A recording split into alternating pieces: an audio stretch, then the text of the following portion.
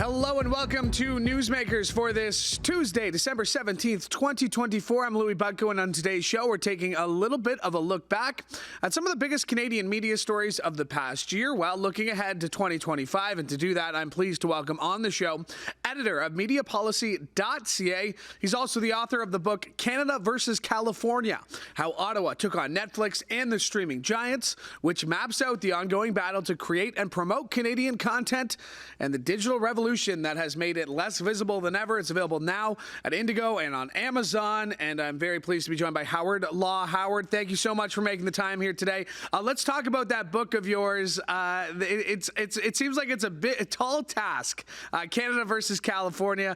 First of all, what's the book about, and what do you see happening in this battle that's continuing to be fought?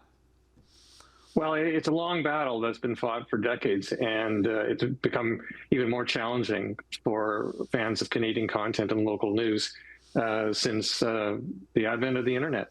And so Bill C-11, the Netflix bill, and all the parliamentary drama around that, and all the myths and all the facts around that, is about making sure that there's still some shelf space for local content, for Canadian content, in what otherwise is an American-dominated continental market for media. And so for those of you who heard a little bit of noise coming out of Ottawa for a couple of years on the Netflix bill, the book tries to explain what happened, what is this really about, what is just noise. And it's only $28, which makes just a perfect seasonal gift. You mentioned Bill C-18, of course. Bill C-11 as well. The effects of that still being felt. I believe this is the first full year in which we've gone in which Facebook, Meta, Instagram has not allowed outlets to post their news in an effort to try and get it out of paying this fee to the news that provides it. For a refresher, Bill C-18 obviously is now in effect. How has it been felt in 2024? What are people missing out on, obviously, because of this bill and its effects? Well, they're not missing out on Google. Google had threatened to also do a news block, but in the end they didn't. And it was just a matter of negotiating a price that they could live with and the Canadian government could live with, which is $100 million a year going to Canadian news outlets for the news content they put up on Google, where people search for it.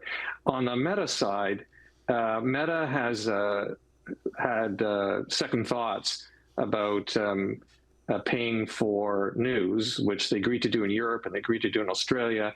And now they've done pretty much a 180 on that. And in order to evade the Canadian legislation, which followed after Australia and Europe, they've blocked news on Facebook and Instagram. They haven't blocked it entirely. You can still find some news, either because people are taking screenshots or because Meta is letting it through because they're splitting some hairs over what is news and what is not. So the last chapter hasn't been written on that, but of course we may be after the next federal election, we may be into an entirely new book rather than the next chapter. Well, I mean, to that point, you're talking about the chapter still being written. Just a week ago, this past week, Meta is finally basically CRTC said you need to show us how people are getting around this. They fought that and said, no, we don't need to tell you that. We don't need to make that public. This Meta CRTC battle, Canadian government, you just teased something a little bit there. If there's a change in government, but with this current government, would you call it a frosty relationship? Is it a unhealthy relationship between a tech giant like Meta and the Canadian government and the Canadian public, I guess? Well, I think Meta has a frosty relationship with almost every government in the world except for Donald Trump now. It appears that they're sucking up to Trump, as other big tech companies are as well, because they're scared.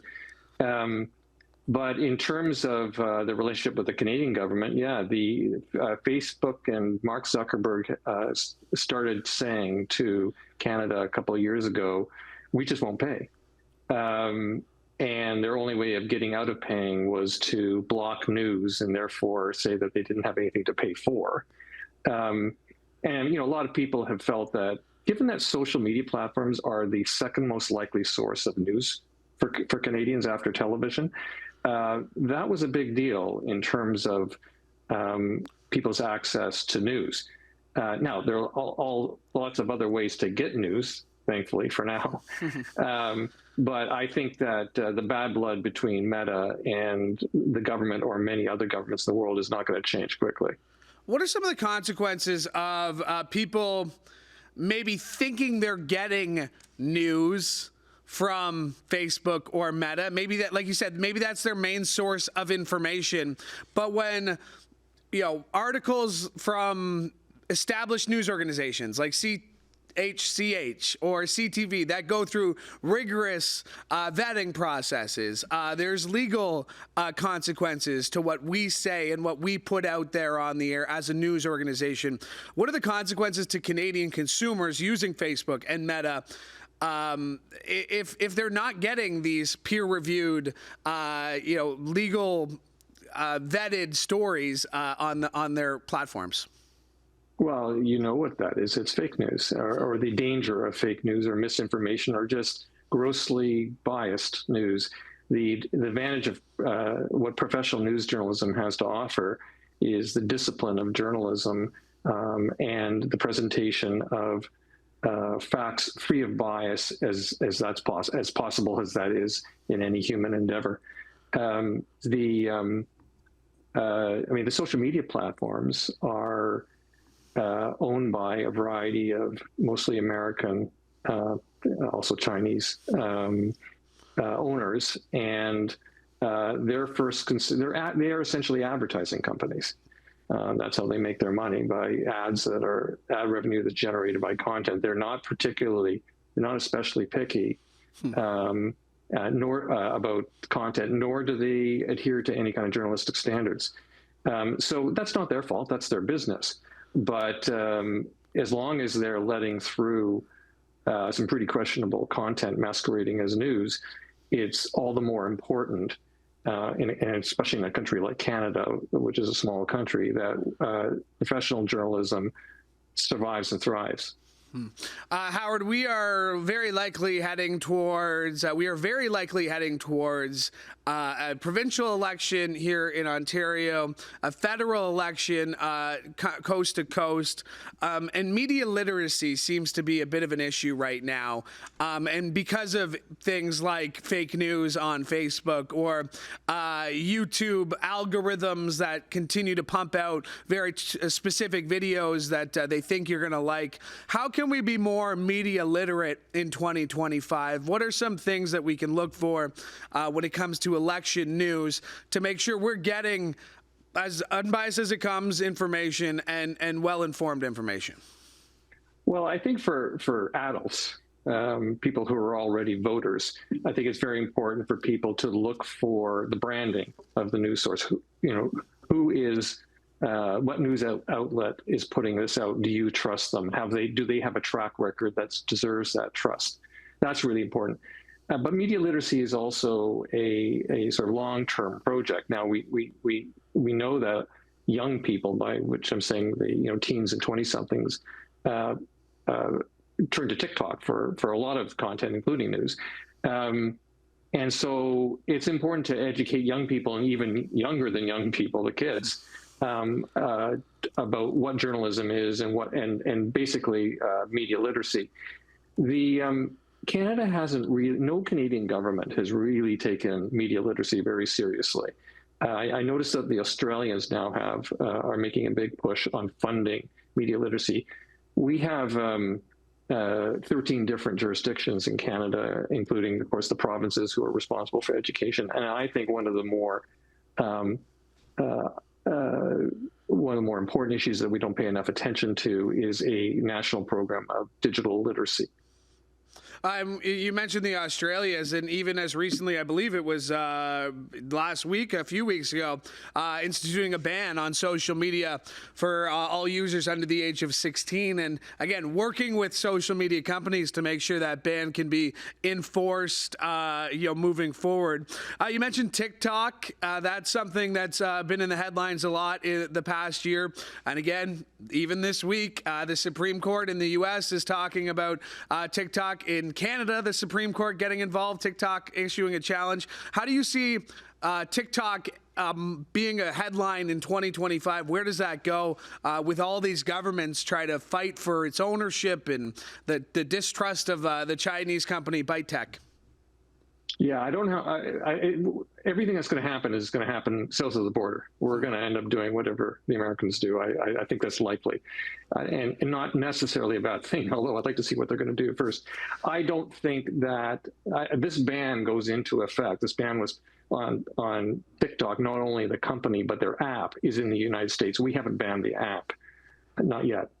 The U.S. Supreme Court has not heard the decision, the appeal from the Circuit Court of Appeal, which upheld the congressional ban, which goes into effect on January 19th, the day before Trump gets elected.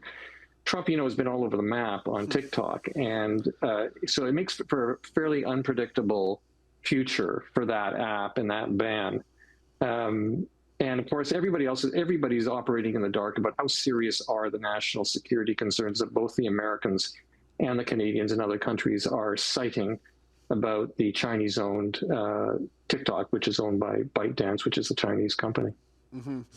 It'll be interesting to see that play out. Let's go back. Let's look back on 2024. Just sort of generally speaking, some of the things that stood out to me from a media perspective, having been in the business for about a decade now. Some things catch my attention, like Corus. Corus has continued to struggle this year. They keep layoffs keep happening. They're not immune to it, of course, it's just them. But where do you see them this past year? How do they get out of where they are right now, which is a pretty tough time right now? Well, I mean, Corus's situation has been deteriorating for a long time, for several years, and actually they've looked for a buyer or a major equity investor for some time now, as their situation gets worse. Last year, I think they lost about $150 million. Corus, of course, owns not only entertainment channels, which is where they make their money, because half of their programming is American, and that's what makes the money. And they also own global television, the 15 local news stations, which loses money. It lost about $130 million last year. So it's a bad situation, and it's made worse by the fact that ever since 2016, when they were spun off from Shaw by the Shaw family, they've had a crushing debt. And in order to service the debt, when you have a crushing debt, you pay high interest rates. In order to service that debt, they've had to refinance, which means whatever cash flow they can generate needs to pay the debt. It's just a really discouraging situation for the second biggest English language television network. Sorry, the third largest in the country. So then on the entertainment side, which is where they make their money, they just lost their best American programming to Rogers, which outbid them to get their Warner Brothers Discovery content. So things are looking grim for Corus, it reminds me, unfortunately, a lot of Post Media, which of course is the publisher of the National Post and the Brantford Expositor and the Simcoe Reformer. And the strategy, I mean, Post Media is the same situation: crushing debt, declining media market. So what they do every year is they lay people off. They just shrink the company so they can be marginally profitable, so they can pay down some debt. And I don't know what the end game for that is, or for Corus, but it doesn't look good. So you mentioned it being the third largest English broadcaster. If we look at the two largest, they are billion-dollar corporations with giant conglomerates of profits coming in from different areas of business, and that, of course, being Bell and Rogers. But we know they're not immune to layoffs either. Bell BCE continued to do what it does when it lays off its staff, like you said, pointing to declining revenues, all this idea. How do you see them moving forward in the new year? Two gigantic companies. We've seen Bell BCE sell off their share of MLSE. That'll be made official in the coming months. Where do you see these two major companies going in 2025? Well, I mean, the sale, Bell's sale of their share of the Toronto sports teams to Rogers, being the other co-owner, tells you a lot. So so Bell decided that they didn't need to be a landlord of sports teams anymore. They could be a tenant of the sports rights that they put on TSN. And so in exchange for $4.7 billion that they paid to Rogers, they keep programming rights to the games that they have, but they're a tenant now. They're a price taker from Rogers. And the fact that they did that and then turned around and spent $5 billion buying the biggest internet company in the Pacific Northwest, Ziply, tells you what kind of company they want to be. And it does tell you, at least in the long run, how much they think they're a media company in the long run. And whereas Rogers, of course, Rogers, the company of the big bet, they have a history of betting on themselves. They are double downing on sports content. So by paying $5 billion for exclusive control of sports rights for all those Toronto sports teams, of course, the NHL contract is coming up for renewal, the NHL broadcasting rights for Canada. Yeah, that 10-year deal obviously going to have a huge impact on what Rogers wants to do moving forward, no?